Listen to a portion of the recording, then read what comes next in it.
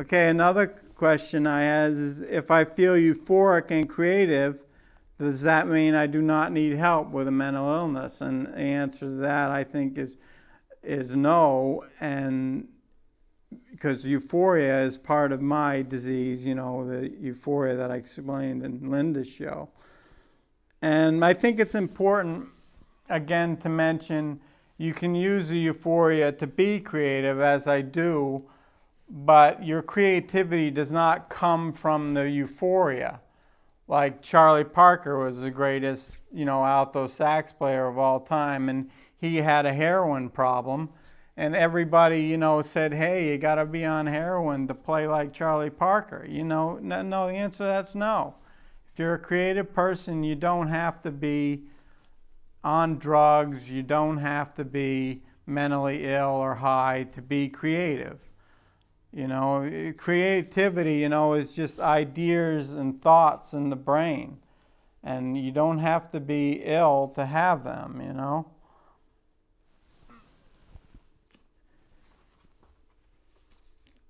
Another question I wanted to throw out there is will vitamins, supplements, herbs, and eating well stop mental illness?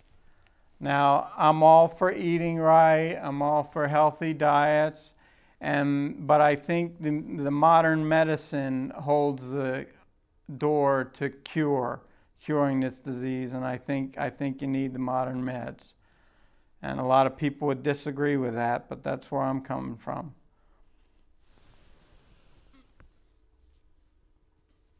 And another thought I put out there, is a person more dangerous in a mentally ill state than someone without a mental illness that is very upset? And that's answer to that is no, I don't think so. I don't think just because you have a mental illness means you're going to hurt somebody. I mean, I haven't hurt anybody my whole life. And I've gone through some really rough mentally ill trials and tribulations. Does exercise help with mental illness? And I would say absolutely does. I swim and walk every day, and it's almost like an antidepressant for me. Swimming in the pool, you know, it takes me back to my days of going to camp and swimming, and it makes me feel great. So I definitely feel like exercise, swimming, walking helps with being depressed and helps your mental state, definitely. And another question I had was, does art, painting, poetry, music lower stress for a person coping with a mental illness? And I would also say absolutely does. And I'm going to try to play my horn again, just to say, I'm feeling a little anxiety. I want to try to relax a little bit, and I'll just get into another thought on my horn.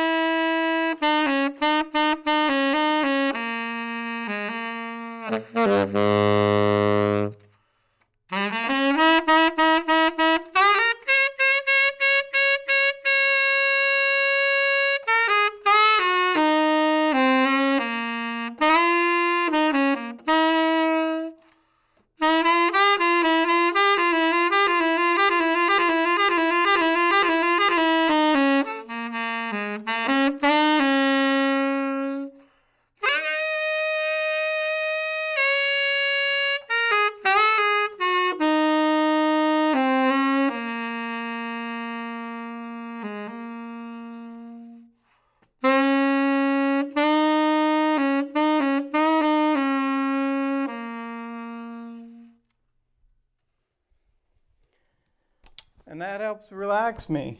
Makes me feel better just to play the horn or the piano. And I think all art in general is helpful for people to deal with their stresses in life. I thought there's basic parts to the human spirit. And the deepest part of the human spirit is the soul. And that's where the religion is. That's where your belief system is.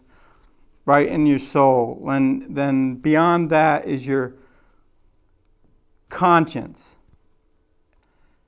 And that's your ability to determine right from wrong. And that's developed since the time you were a child and nurtured and brought to a healthy state by parenting and by bringing a kid up right, the conscience. And those things, those two items I don't believe need to be treated with medication. But beyond that outer layer is mental health. And that requires medicine to remain healthy. Beyond that is our physical health. That also requires medicine to be healthy. But I think it's important to make a distinction between conscience and mental health. You know, if someone has a moral malady, it doesn't mean they're mentally ill. And I don't believe you can medicate someone who has a moral malady. You know, I don't believe, medication will help them. I believe, that's a matter of your, your clergy or your, whatever your religion is, to get help with that. And I'd like to leave us on a musical note and wrap up the show now. And if you'd like to come on my show, you can write me at Phil Charp Jazz, all one word, at Comcast.net. And, I like to invite some musicians on and like to share their musical thoughts with me. It would be great. And I'd like to invite people on that want to talk about some of the questions I've raised and get their ideas and thoughts on that.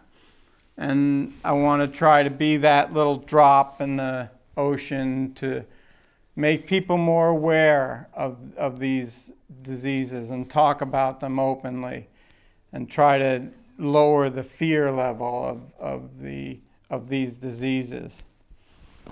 Okay, so I'm going to play it out on the horn.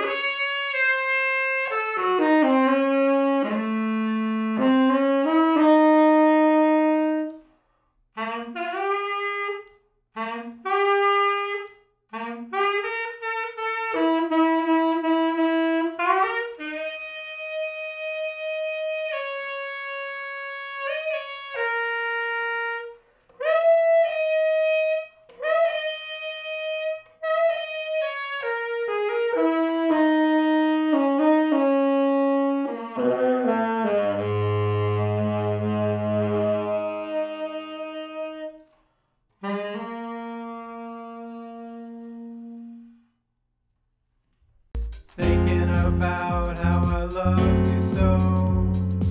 And sunny days, I can see it in your smile. There are so many ways I